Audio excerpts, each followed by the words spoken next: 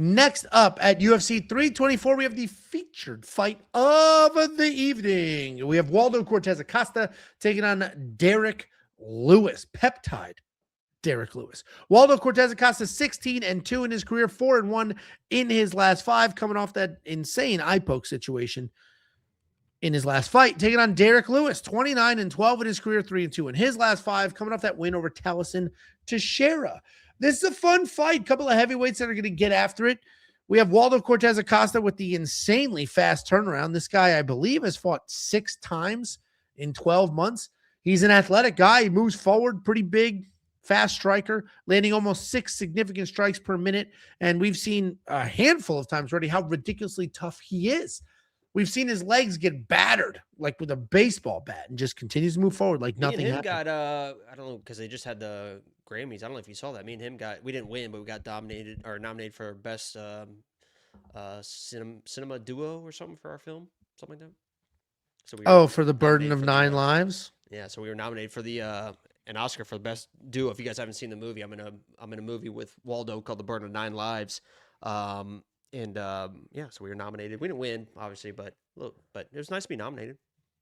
Yeah, I mean, that's great. Congrats. That is we were fantastic. there. We went on, they showed the split screen, who's going to win. And it was me and Waldo sitting there. And you were in his lap? The Staples Center, or it used to be the Staples Center over in LA. Well, I can't remember what they call it now. But crypto, I think it's crypto.com.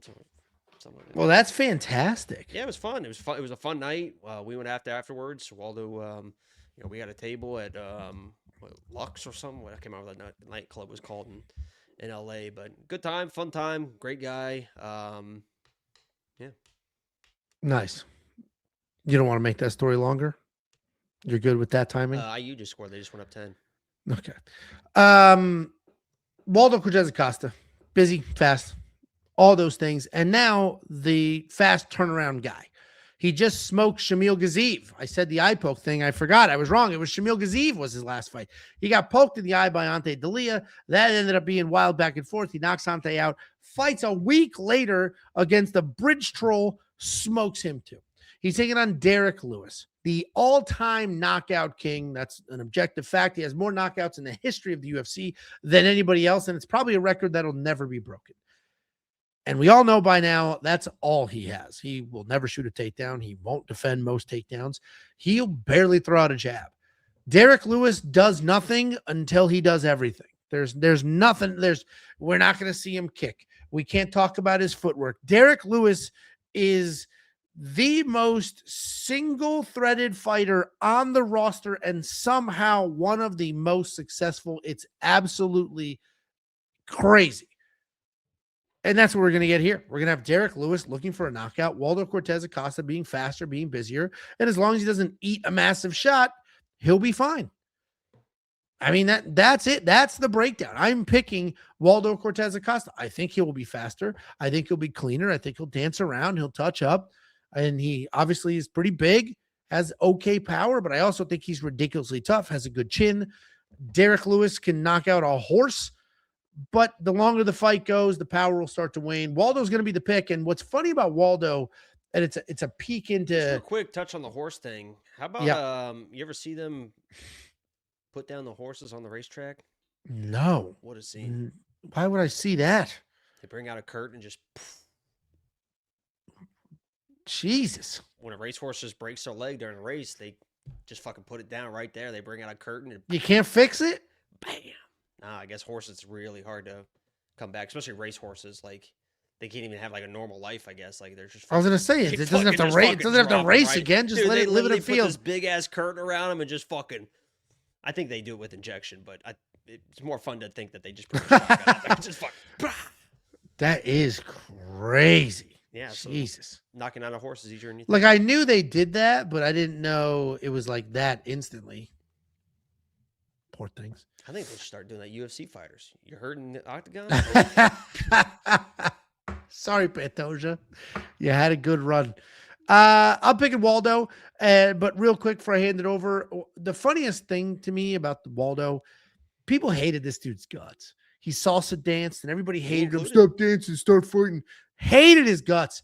And all it takes in this sport to win the fans over, just win a couple of fights, show up on short notice a few times, Everybody loves you. If you Everybody loves play him now. play Everybody. into It's narratives. crazy. Play into narratives. The second he got poked and now he's wearing the pirate thing, like play Yeah. into even if it's like a negative, you can spin it because the second there's a narrative about you, if you all of a sudden just make fun of yourself, everyone's like, "Oh, yeah, okay, yeah, it's funny. Yeah. He's a fun guy." Like that's all. If there is a narrative about you, just fucking play into it and people love it.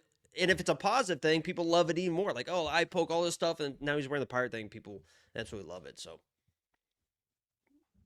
Who do you think wins? Yeah. Yeah, I will say, Gaethje to my Dominicans out there. Rest in peace, our boy Angel.